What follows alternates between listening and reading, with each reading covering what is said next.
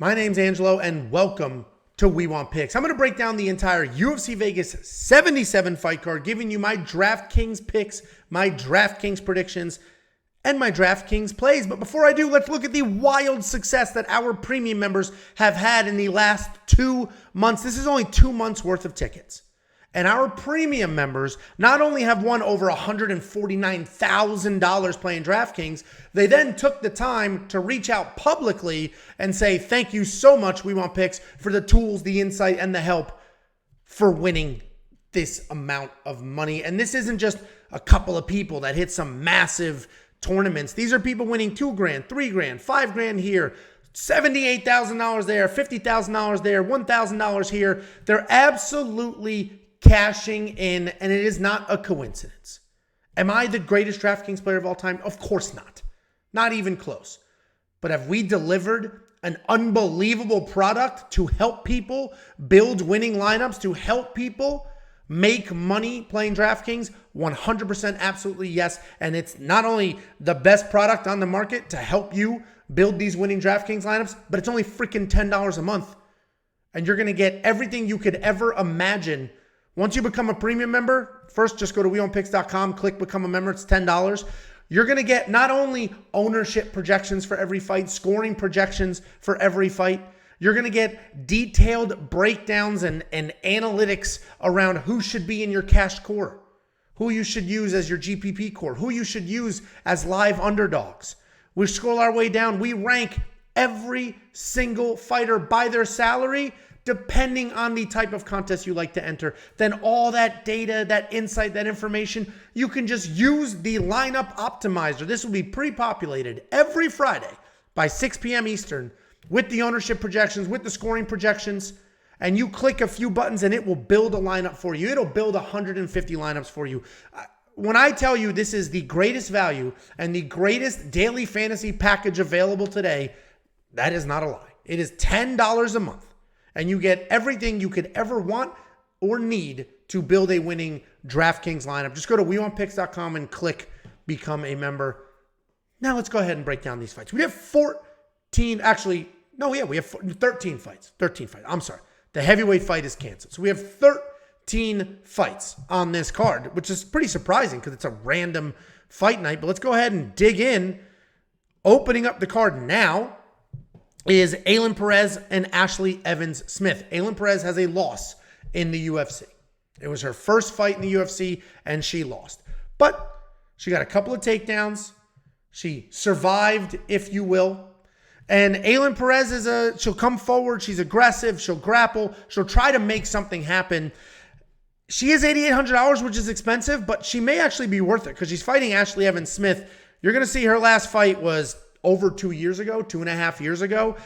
She had a USADA suspension. She had a couple major surgeries. There's a lot going on there. She is tough. She is gritty. She is an old school fighter, if you will. But I think this sport has passed her by. I think Ailin Perez can get the takedowns, can get the control, can potentially, I don't know about win by stoppage because Ashlee Evans-Smith is insanely tough. But Ailin Perez could probably rack up some very real points. $8,800 is a lot of money to spend, especially on somebody that's 0-1 in the UFC, but she could potentially be worth it. Then we have Alex Munoz taking on Carl Deaton III. Alex Munoz, a wrestler. He was a D1 college wrestler at one point in time, and he may still be. He was the team alpha male, the Uriah Faber team, Song Yadong. He was their wrestling coach. And if you know anything about that team, they have a phenomenal little group of small guy wrestlers. And that's what Alexander Munoz is, a straight-up wrestler. He basically, up until his multi-year layoff, had nothing to offer on his feet, but a ton of takedowns, a lot of success wrestling. He is 0-2 in the UFC. This Pena fight, he did have 4 takedowns. He couldn't get the control time going, but Pena is long, lean, sketchy on the ground, hard to deal with. Alexander Munoz has been gone for a few years. He did have some surgery, and he's insisting, I've worked on my hands, I'm back, I'm ready, better than ever. He is only $8,300 in DraftKings. And if you see here, he scored 57 points in a loss. Add 30 for a win. If it was a decision, all of a sudden he scores 87 points. He was 7,500 in that fight. He's 8,300 in this fight. I actually think he's probably pretty good value in DraftKings. He's taking on Carl Deaton III. This guy is 0-1 in the UFC, but he got sort of muscled around, taken down, controlled by Joe Selecki. Carl Deaton wants to wrestle. He wants to come forward. He wants to shoot. He's super tough, dangerous hands, but he wants to wrestle. Alex Munoz is better than Carl Deaton at Carl Deaton's most likely best thing. Alex Munoz should win. I like this price point. I think $8,300 is solid for Alex Munoz, and I think he should be in your lineup. Then we have Tyson Nam taking on Azat Maksum. Azat Maksum making his UFC debut. This guy's a killer. He's good everywhere. He can submit you. He can knock you out. He can outgrind you. This guy is a genuine prospect. He is undefeated. He's making his official UFC debut. He's $9,600. The problem with this, we don't yet know how he's going to fight in the UFC. We don't know what this score is going to look like. We don't know if he's going to shoot 1 million takedowns. We don't know if he's going to be able to finish Tyson Nam. We don't know what he's going to look like against a UFC caliber guy. $9,600 is a high price tag. I am insanely confident that Azat Maksum is going to win this fight. Insanely confident that he will. But is he going to win by finish? Because he's going to need to be worth that $9,600. And that's the question of the day, because he's taking on Tyson Nam. Tyson Nam, tried and true vet at this point. He is, 3-4 in the UFC? All 3 wins are by knockout. He's got big one-punch power in his hands.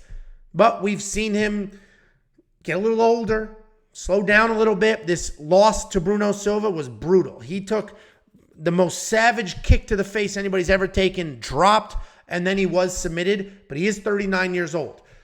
Again, we just don't know what Azat Maksum is going to look like in the UFC.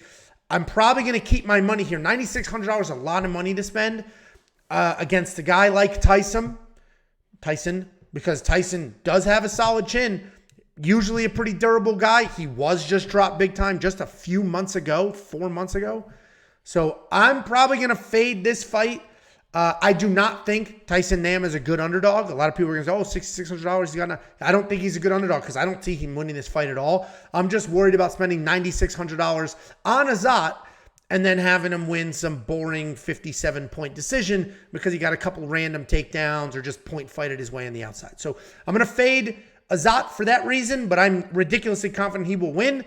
And maybe if you're building a safe 50-50 or a double-up type lineup, then you can throw him in there because that's really just about getting as many wins as possible. Evan Elder versus Genaro Valdez. This is another interesting fight. Evan Elder, he's a talented guy. He's actually pretty good everywhere. He's got loose striking. He lands big, heavy kicks, and he can work in takedowns if he needs to. We've seen him have solid submission defense. We saw that in this loss to Preston Parsons.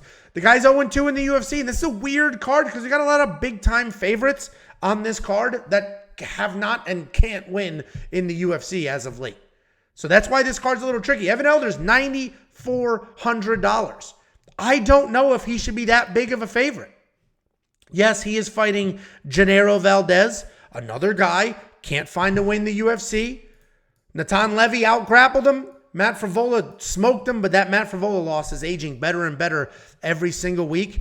I think Evan Elder should win this fight. I think he's going to be a little bit better everywhere, maybe except raw BJJ. Genaro's got some solid BJJ, but his defense should be enough. So Evan Elder should win this. I don't think he wins inside the distance. This is a 1.5 round line on the books. I don't know why. Evan Elder should win this fight. I'm probably not going to spend the $9,400, but he actually may end up being worth it if he has a wrestle-heavy, grapple-heavy game plan. So another probably fade for me because that's a ridiculously high price point on a fight that I think is a lot closer than those odds. And then we have Costa, and he is taking on Austin Lingo. Costa, a loss. How many fights have I just broken down in a row where they don't even have a UFC win under their belt yet? And this is another one of those. He's a well-rounded guy, creative striking, solid grappling. His takedowns are forced, but he does get them because he'll stick with them. And if he doesn't get them, he'll hold you against the cage and he'll get some very real control time. He's coming off this loss to Thiago Moises. This was short notice. And Thiago Moises is a hard get on short notice. But he let his hands fly. He tried to get that win. He's taking on Austin Lingo. Austin Lingo 2-2 in the UFC. Finally, a guy that has a couple of wins in the UFC. He's coming off a short notice loss to Nate Landwehr. That's a hard fight to take on short notice. Nate Landwehr, he's a grinder. He's going to come forward. He's going to outwork you. He's going to do all the things. And that's what happened to Austin Lingo. He was outworked and then eventually submitted. The reality is this is another super close fight. I think we have a very juiced price line here on Costa. While he is a live, he's not even the underdog. While he's a live guy to watch, meaning he's going to come forward. He's going to try to get the win. He's going to hold you against the cage, try to drag you to the ground. He's not just going to dance around. If Costa wins, he's going to score a ton of points. But Austin Lingo's a live dog. He's going to come forward. He's going to bomb away. He's a well-rounded guy. He's got power. He's got speed. He'll mix in elbows really nicely. 78% takedown defense. Frankly, another probably underdog or pass spot for me in this fight. I would trust Austin Lingo more at $7,100 than Costa at $9,400. But there are some people we're getting very confident in here, I promise you. We have Viktoriya Dudakova taking on Istela Nunes. $9,300. People are going to hate this. And I know people are split. And Jacob does his stupid fucking clown suit lock of the week video. And everybody's like, oh, I agree. Yeah. Jacob's so fucking wrong. It's out of control. We have Viktoriya Dudakova coming up 6-0 UFC debut. And we have seen these undefeated UFC debuts look like shit. We have seen that before. It just happened a few weeks ago with that other Russian prospect, or I don't think she was Russian, but that other undefeated female prospect that got toasted. But she was a BJJ nerd. Viktoriya Dudakova is not. She's going to come forward. She is going to throw hands. She is going to work in some wrestling. She is going to try to work in some grappling. And yeah, is there tape of her being sloppy? Yeah, she's 6-0. She's not 106-0. But you got to look at the opponent. I think Viktoriya Dudakova wins this fight. I may spend the $9,300. It's a lot of money, but I may spend that money. She's taking on Istela Nunes. Here's Istela Nunes' record. Here it is. Yes, she's an accomplished kickboxer before MMA.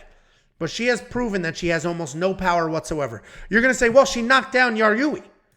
Yaryui was just knocked out cold a week ago. So we now know Yaryui's a bit chinny. So we have Istela Nunes, who got smoked by Sam Hughes, just absolutely bodied in that fight. Istela Nunes, who was submitted by Ariane Carnelozzi. Istela Nunes, who was knocked out by Yaryui. Istela Nunes, who has 3 or 4 minutes of gas and very solid striking, and then nothing to offer after that, taking on an undefeated prospect who blew her knee out halfway through a fight and still worked her way through that and got that done. I think Viktoriya Dudakova wins this fight. I think Jacob's just going to be dead wrong on this pick. I understand that Istela Nunes is probably going to be the better striker, the more technical striker, the more accomplished striker. She had a professional kickboxing career before MMA, but that's for 3 minutes. I am not betting on somebody that has 3 minutes worth of technique, 3 minutes worth of cardio. I'm betting on the girl that I've seen blow her knee out and continue to win a fight. I like Viktoriya Dudakova. $9,300 is a lot of money to spend, but Istela Nunes gets finished. I will probably have Viktoriya Dudakova in my lineup. And listen, I was that confident in Robert Whittaker last week and looked like an idiot. So, shit happens. Melsik Baghdasaryan, $9,200 taking on Tucker Lutz. Here's the reality of this fight. Melsik Baghdasaryan is going to win this fight, should win this fight. I actually disagree. I think Tucker Lutz is going to win, but let me walk you through why I just talked out of both sides of my mouth. Melsik Baghdasaryan is a very aggressive striker. He's always moving forward. He's got diverse striking as well. It's not just punch. He's going to kick. He's going to punch. He's going to throw elbows. He's going to work really well, and you can see his very solid techniques. He has a long professional kickboxing background. He's going to be the much better striker than Tucker Lutz here. If we jump into Tucker Lutz, we're going to see Tucker Lutz can be sort of a solid striker, right? We're going to see that Tucker Lutz has been dropped. He doesn't have the greatest chin of all time, but it has held up so far. So the easy logic will be, well, Tucker Lutz has been dropped before. Melsik Baghdasaryan's the much better striker, and he's the big favorite. He's a finisher. He should get it done. I don't necessarily disagree with that logic. But I personally think that Tucker Lutz is grappling 3 takedowns here. He took down Pat Sabatini Wasn't submitted by Pat. We know how dangerous Pat Sabatini is on the ground. And yes, he was submitted by Pineda. He was dropped first. And I get it. The easy dots to connect are Tucker Lutz was just dropped in a fight. Melsik Baghdasaryan is a much better striker. But I think Melsik's gap in grappling is wider than the striking gap. I think Tucker Lutz is going to come in, grapple heavy, get the takedowns early, ride him out, and win this fight. So personally, I love Tucker Lutz. I think $7,000 is a great price to have. I talked out of both sides of my mouth because if Melsik Baghdasaryan wins this fight, if he defends 2 takedowns, that's it. Night, Tucker Lutz. If Tucker Lutz doesn't get the takedowns, he's done. So I do trust that he will. And unfortunately, DraftKings Fantasy, you got to make your decision before the fight. It's not like you can watch the fight and then make your decision. But $7,000, I think, is a great price point for somebody who has the wrestling acumen, the grappling advantage. I tend to favor grapplers because they can control where the fight goes. And I think Tucker Lutz will do exactly that. Then we have Terrance McKinney versus Nazim Sadykhov. This is going to be another interesting pick. A very interesting pick because I like Terrance McKinney to win this fight, but we know how chinny Terrance McKinney is. Knockout loss to Bonfim. Knockout loss to Drew Dober. We know he can be chinny. We know he can be caught. We know he can be dropped. We know he can be knocked out. But we also know how insanely talented this guy is. He's got phenomenal wrestling. JUCO All-American. He's got very nice jiu-jitsu. He's got incredible striking as well. He drilled Drew Dober, knocked him down, had that dude on ice skates, just got a little overzealous and he got caught. The Bonfim fight, he was just lit up. Terrance McKinney has changed his life. Not that he had like issues with his life, but after this Bonfim loss, he was like, maybe I need to switch up my gym situation. He moved to Fort Worth. He's training with Kevin Holland and a bunch of other killers in that gym. And now he is no longer the best guy in the gym. He has people better than him, more accomplished than him, people equal playing field as him, so he can learn and get better. And I believe in that process, especially at $7,500. And we got Jack Madeline at $9,700. So you're going to need some underdogs. I like Terrance McKinney as an underdog here. He does not have an easy fight, though. He's taking Nazim Sadykhov. Nazim Sadykhov, you can see here, he just quote-unquote beat Evan Elder. That was a TKO because of a cut. But Nazim Sadykhov is genuinely good. And it's going to be a tricky fight. He's a solid kickboxer. He's got speed. He's got power. He's not reckless. He actually will take his time on his feet and find his openings. He'll plot forward. The power is what worries me because we know that Terrance McKinney is very chinny. I'm going to shoot my last shot with Terrance McKinney here. I'm going to trust him with the new team to have a new game plan and start wrestling first and wrestling heavy. So I think Terrance McKinney is going to get this done. I hope he's going to do it with wrestling. Super close, in my opinion. The pick is super close, but the price gap is so wide. I'm going to shoot my shot with Terrance McKinney at $7,500. Then we have Norma Dumont taking on Chelsea Chandler. Listen, Norma Dumont's a fade because even when she wins, she doesn't score that well. Yes, Danielle Wolf, 92 points, but Danielle Wolf was a boxer with basically no MMA experience that she was able to come forward and get the takedowns in 8 minutes of control time.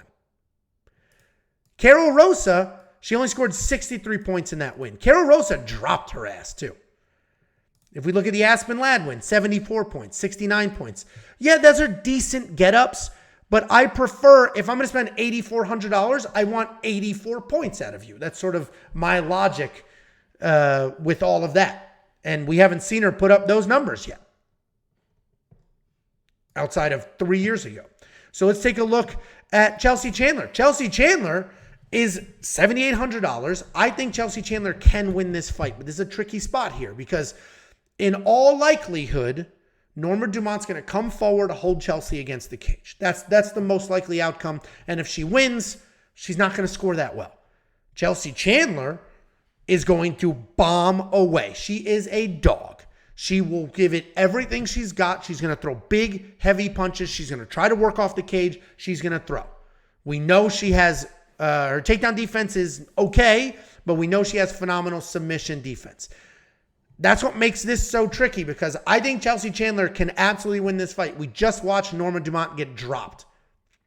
Chelsea Chandler has some of the best power in this division. and she could absolutely connect. Chelsea Chandler doesn't give up on herself. Chelsea Chandler's not going to get frustrated and stop and, oh, I was held against the cage for 2 rounds, let me quit. What makes this pick so tricky is because Norma Dumont could absolutely hold her against the cage. Chelsea Chandler's $7,800. She's not 72. I may have her in a lineup, but I don't think I'm going to have her in my cash core lineup, but she's a very live underdog here. I do have some bets on her. That's probably the better way to go than to put her in a DraftKings lineup. Then we have Albert Duraev taking on Jun Park. Albert Duraev, 70 points in a win, 90 points in a win. I think Albert Duraev wins this fight. He's $7,700. I think Albert Duraev, if you're choosing between him and Chelsea Chandler, I think Albert Duraev is more likely to win his fight. But if they both win, he will score fewer points, if that makes sense. If Chelsea Chandler wins, she will probably win by stoppage. If Albert Duraev wins, it's going to be takedowns. It's going to be grinding. And I think that's what we have here. I think Albert Duraev is a very, very live underdog. He's going to come forward. We've seen him strike heavy. We've also seen him grind heavy as well. So I think Albert Duraev wins this fight as the underdog. $7,700 is a decent price to pay. He's taking on Jun Park. Jun Park is on a nice little streak here. He beat Tululin. Tululin's got big wrestling gaps. He beat Holmes. I don't think Holmes is in the UFC anymore. Big wrestling gaps. He beat Anders, but he didn't beat Anders. Eric Anders won that fight. That was a bad decision. He lost to Rodriguez because of the power, but he beat Nchukwu, he beat Phillips, he beat Barreau. These are quality wins, but the people who have beaten him have worked in some takedowns, have worked in some wrestling. Even though Rodriguez knocked him out, Rodriguez had takedowns in there. I think Albert Duraev is going to come forward, get the takedowns, and grind out a win. If you are on the Jun Park side, he does historically score pretty well in his wins because he's winning by finish. He can work in a submission. He can work in, some solid control time. In this fight here, Phillips, he scored 128 points, but that's not going to happen, right? He's not going to take down Albert Duraev 4 times. He's not going to take him down 5 times. He relies on his wrestling, and Duraev has too good of wrestling for that to be the real deal. If Jun Park wins, it'll likely be by stoppage. I don't see him winning. I like Duraev to get it done. Then we have Otman Azaitar taking on Francisco Prado. Here's the reality of this fight. Pick your side. Both of these guys are killers. Both of these guys have insane power. Both of these guys can make something happen. Otman Azaitar was just knocked out by Matt Frevola very quickly. He looked old and slow. He looked horrible. But you see the 2-year gap between those fights. He had coming back after a 2-year layoff. And the reality is, Otman Azaitar is this guy. The guy who knocked out Kamaworthy. The guy who knocked out Pakalan. He's insanely powerful, insanely dangerous. He hasn't seen a second round yet in the UFC. And he is that guy if he can get going. We did not see him get going in his last fight. Was that because of a 2-year layoff? Or is that because he's just old and washed now? We don't know. We're not going to know till this weekend. Frankly, he's taking on Francisco Prado. Francisco Prado also has big time power. Francisco Prado also is very, very dangerous. He's going to work in big, heavy kips, big looping shots. He can grapple if he needs to. It's not his plan A, but it's a great plan B for him. He is coming off this loss to Jamie Mullarkey. He didn't really do anything outside of submission attempts. But Jamie Mullarkey is a tricky matchup if you're just going to get taken down over and over and over again. Pick your side in this fight. I think Francisco Prado wins this fight because I think he's just a little better. But Francisco Prado is a kid. He's like 21 or 22, something ridiculous like that. Otman Azaitar is a grown-ass man. So we're going to find out if the kid is going to be able to take out that big grown man and his big grown man strength. I like Francisco Prado here, but no side is wrong, right? Well, one of them will be wrong the night of the fight. But when you're building your lineup, one of these guys is going to win by finish. One of these guys is going to put up very, very real points. And it's a 50-50 fight. It's very hard to tell who. Personally, Francisco Prado for me because he does have the wrestling in his back pocket. And he wasn't just knocked out in his last fight. Then we have Jack Della Maddalena. Finally has a fight. And I'm filming this before weigh-ins. So he may not have a fight come weigh-ins. But he finally has a fight. He was supposed to fight at UFC 290. He's supposed to fight Sean Brady. That fight fell through. They gave him a UFC newcomer. They weighed in, cut all the weight, did all the things. Turns out that dude has brain cancer or some shit. So that fight was canceled. Now Jack Della Maddalena said, let me stay in Vegas. Get me a fight, please. I flew across the world. I need the money. I need the fight. Let me get this. The UFC found Jafel Hafez, or whatever the fuck. I'll talk about him in a second, to step up and to try to make this happen. Jack Della Maddalena is a very good striker, very good jab. He will stay in your face. He's putting people out. He's doing all the things. It's incredible what he is able to do in the cage. He's defended all the takedowns, and he's done all the face punching. He's put up very real numbers, and that's why he is $9,700. So I like Jack Della Maddalena to win this fight, but it's not as easy. A lot of people are going to think he's taking on Basel Hafez. Basel Hafez is a heavy-handed grappler, meaning he is a grappler. He wants to come forward. He wants to get the takedowns. He wants to, get you to the ground, work from there. He's got solid cardio early. It does fade if he's in a big, heavy, long, exhausting, grueling type grappling fight. I don't think this will be that, but he does have some heavy striking as well. You're going to see a highlight reel of him just check hook knockout. But he is a grappler. He wants to come forward. He will shoot blast doubles. He'll just shoot right through you, try to make it happen. So this fight comes down to, do you think Jack can defend the takedowns? I personally think he can. Basel is good. Basel probably deserves to be in the UFC. He's not a bum. But I do think Jack's going to defend the takedowns and get this done. My one and only concern for Jack is that he cut weight last week. He did all the things last week and didn't fight. And now his body has to go through all of that again. Cut weight again. We don't know what he did. That fight was canceled. He could have had 20 beers, ate the biggest steaks in the world, relaxed for a day and a half, and then only gave him 4 days to cut weight and start to do that all over again. That could be, that could be problematic for your body. But I trust Jack and his 71% takedown defense to keep this on the feet and get it done. Basel's no slouch, but short notice step up against a guy like Jack's probably going to be a problem. So I will spend the money on Jack Della Maddalena. Then we have the main event, Holly Holm taking on Mayra Bueno Silva. I don't see Mayra Bueno Silva winning this fight. I think Holly Holm has 5 rounds to do what she does. Look how many points Holly Holm scored in a loss to Ketlin Vieira. A loss to Ketlin Vieira, scored 75 points. Granted, I think that was a bad decision. I think Holly Holm won that fight, but neither here nor there. I will have Holly Holm at $8,600 in my lineup. She's going to be the better striker. She's going to have the better wrestling. She has more experience. She has higher fight IQ. All the things. The only thing that's concerning is Mayra Bueno Silva's straight up submissions. Her submissions are phenomenal, even off of her back, because her wrestling sucks, so she's not going to get a takedown.